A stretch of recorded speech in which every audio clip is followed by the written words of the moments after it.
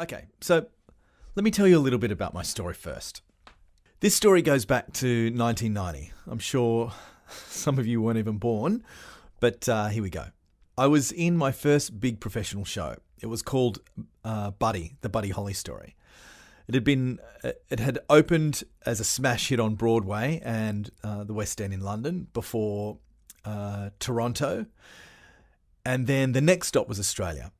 So we opened in Sydney, and pretty soon we were playing to packed houses. We stayed in Sydney for about 8 months before we went on tour. Now, the next stop was a 6-month stint in Melbourne, which, if you're not from Australia, is, the other major city after Sydney in Australia.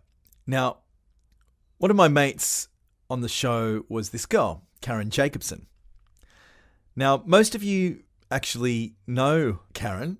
Her name is, in the US, is Australian Karen, the most popular GPS voice in America, and is also Australian Siri. So any of the iPhone owners that use Siri in Australia, or if you choose the Australian voice as Siri on your phone, then you probably talk to Karen every day. All right, but this was a couple of decades before that, and there we were. Everyone who had done the show in Sydney was going on tour with the show and starting in Melbourne. Everyone except Karen, that is. Karen told me that she wasn't going to go on tour because she wanted to protect her voiceover career. Now, that was the first time I'd even heard anyone say the words voiceover career.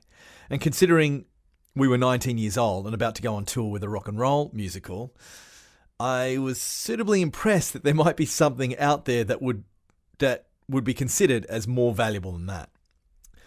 So, cut to a couple of productions later, and I was doing this great show out of New York with the New York director. The play was called Tony and Tina's Wedding, another very fun experience. I'm sure a lot of you know the play.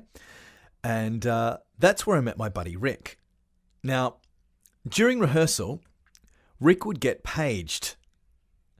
Yes, I want you to imagine how far away that was. He was getting paged. He didn't have a cell phone yet. We didn't have those. He'd get paged. He'd leave for about an hour and then he'd return. Now, it turned out that Rick had cut a deal with the producers that because he was playing the wedding singer and was only in a certain section of the play, if we weren't rehearsing that section, that he could literally just duck out and do a quick voiceover and then come back. You see, Rick was making far more money as a voiceover artist than he was in the play. And so it was important for him to keep working if he could. Well, that was it. I was like way past the curious stage, and I was really keen to explore voiceover by that stage. Now, my generous buddy Rick was good enough to help me put together my first demo, and luckily I had some good natural instincts in VOs, and I started to look for work with my first demo. Now, I shopped around for an agent. I got rejected by my current agent. I think this is a very valid point for those who have been guilty of being stopped by the first obstacle. But I kept shopping around and I found a small agency. And with that agency, I started to get my first voiceover jobs. I was later poached by an up-and-coming agency that is now the second largest in the country.